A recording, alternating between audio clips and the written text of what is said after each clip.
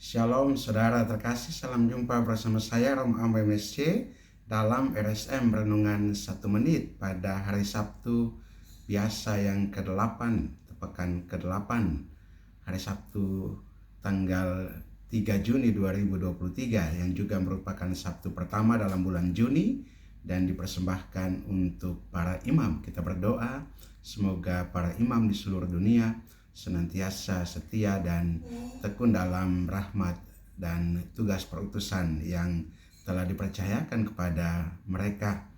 Dan juga hari ini adalah peringatan wajib Santo Carolus Luanga dan kawan-kawan para martir dari Afrika.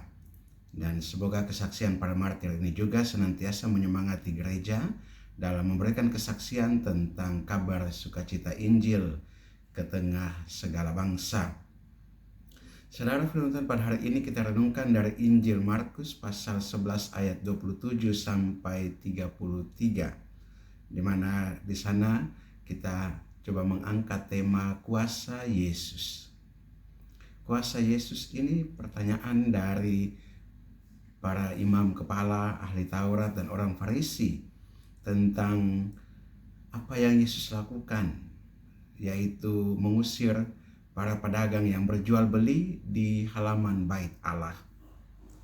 Ketika Yesus di bait Allah, dia melihat para pedagang begitu banyak, begitu ramai berjual beli di halaman bait Allah, dia mengusir mereka.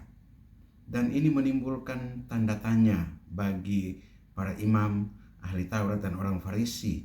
Dan mereka bertanya kepada Yesus, dengan kuasa manakah engkau melakukan hal-hal itu?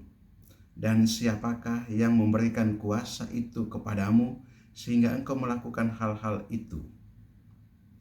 Yesus tidak langsung menjawab pertanyaan mereka ini, tapi mengajukan satu pertanyaan balik. Dia katakan demikian, baptisan Yohanes itu dari surga atau dari manusia? Berikanlah aku jawabnya. Dan pertanyaan balik Yesus ini membuat orang-orang Farisi, ahli Taurat, para imam, mereka berunding. Kalau mereka jawab baptisan dari Allah, dari surga, pertanyaannya mengapa kamu tidak percaya? Tapi kalau mereka menjawab dari manusia, maka mereka takut akan orang banyak yang menganggap Yohanes sebagai nabi. Saudara, pertanyaan mengenai kuasa Yesus ini dan dihubungkan dengan apa yang dilakukan Yesus ketika mengusir pedagang-pedagang di bait Allah. Di sana Yesus juga menyatakan, rumahku akan disebut rumah sembahyang bagi segala bangsa. Karena itu dia membersihkan itu. Dan kenapa dia mengatakan hal ini? Dan hal ini dari nubuat Nabi Yesaya. Yesaya telah menyatakan nubuat ini dari Yesaya pasal 56 ayat 7. Ya. Bahwa bait Allah itu bukan saja semata-mata untuk orang Yahudi, tapi untuk segala bangsa. Dan kita kaitkan dengan baptisan Yohanes. Baptisan Yohanes bukan saja untuk orang-orang Yahudi, tetapi untuk semua bangsa. Baptisan pertobatan untuk mempersiapkan kedatangan Yesus. Dan dengan kuasa ini, Yesus justru mau menunjukkan bahwa dia adalah anak Allah. Dia adalah Allah yang berkuasa untuk memberikan keselamatan yang universal kepada semua bangsa, dan dimulai dengan penyucian bait Allah itu supaya menjadi tempat doa bagi semua bangsa, dan juga dirinya adalah bait Allah ketika ia menyatakan juga bahwa rombaklah bait Allah ini dan dalam 3 hari aku akan mendirikannya kembali. Merombak bait Allah di situ juga adalah satu peristiwa kebangkitannya yang menjadi penebusan bagi segala bangsa. Kita bersyukur atas rahmat yang dibawa oleh Yesus bagi kita sekalian, sehingga kita yang bukan bangsa Yahudi pun beriman dan percaya kepada Allah dan kepada Yesus Kristus yang mewartakan kabar sukacita Allah dan memberikan rohnya pada gereja dalam pesiarahan ini. Marilah kita berdoa.